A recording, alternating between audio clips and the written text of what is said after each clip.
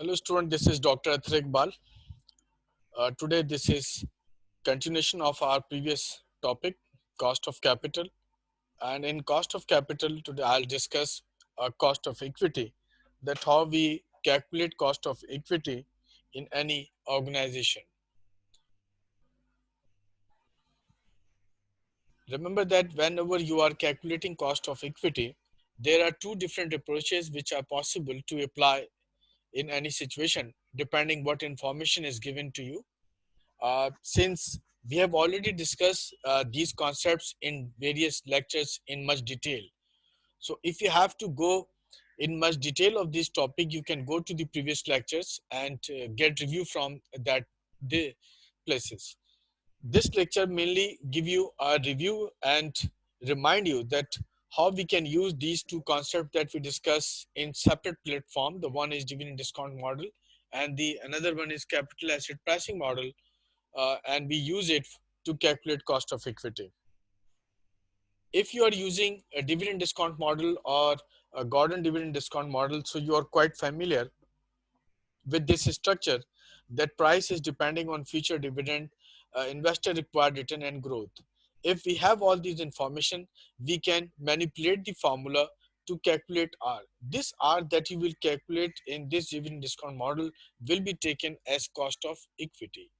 So in any question, if examiner is interested to find out cost of equity and giving you information related to dividend discount model, then being a student, you can recall that this R that we calculated over here will be taken as cost of equity. And as you know, that to calculate R, we need two information, dividend yield and gain, and dividend yield will depend on D1 divided by P naught. Over here, I'm reminding you that I'm not giving you much detail over here because these are the topics that we have already discussed in previous lectures. So there are two options which are possible. Either you already familiar with these terms and you directly following the lecture, or otherwise you can go back to the stock valuation chapter and again review what was the concept of dividend yield and what was the concept of G. So whenever we have these information, we can calculate our cost of equity.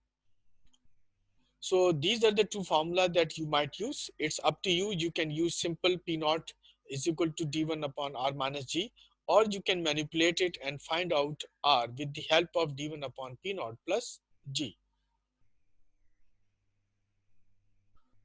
Just for review, I have given you one example over here. Let's say stock price is 20. This is taken as P naught. It is expected that firm will pay dividend at the end of the year 2, while the growth rate is 5. What is the cost of equity?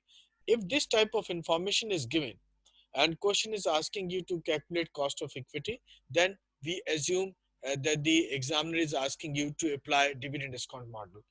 And in case of dividend discount model, this is the structure that you will follow. You will take R is equal to D1 upon P naught plus G.